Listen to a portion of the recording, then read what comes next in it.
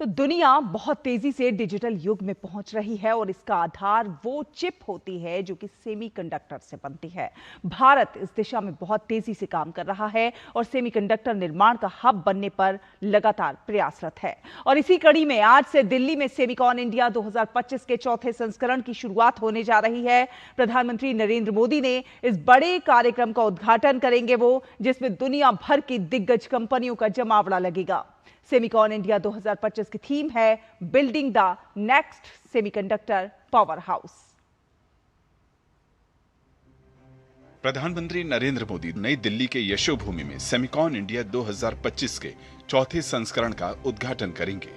यह प्रतिष्ठित आयोजन भारत की उस महत्वाकांक्षा को दोहराता है जिसके तहत देश को वैश्विक सेमीकंडक्टर महाशक्ति बनाया जाना है।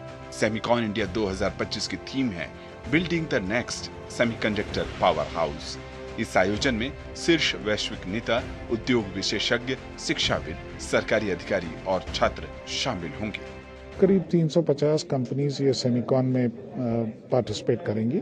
पिछले साल के जो सेमिकॉन था उससे ये इस बार करीब दुगना साइज का होगा। इतने कंपनीज आ रही हैं।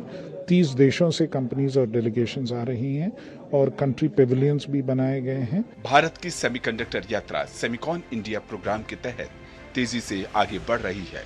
अब तक सरकार ने 10 अहम योजनाओं को मंजूरी दी है, जिनमें से fabrication units, 3D packaging, compound semiconductors और असेंबली सुविधाएं शामिल हैं।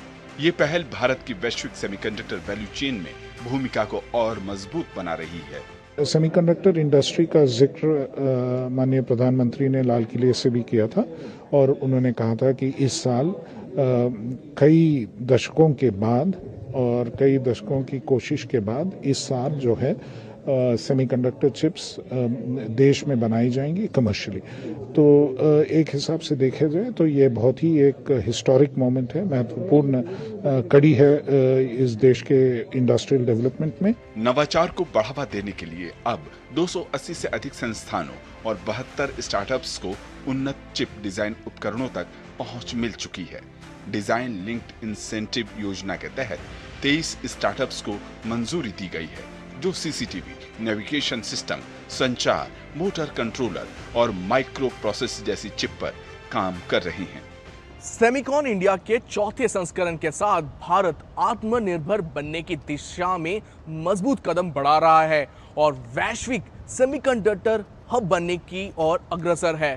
कैमरा पर्सन मोंटी के साथ मैं तापस भट्टाचार्य, दूरदर्शन समाचार, दिल्ली।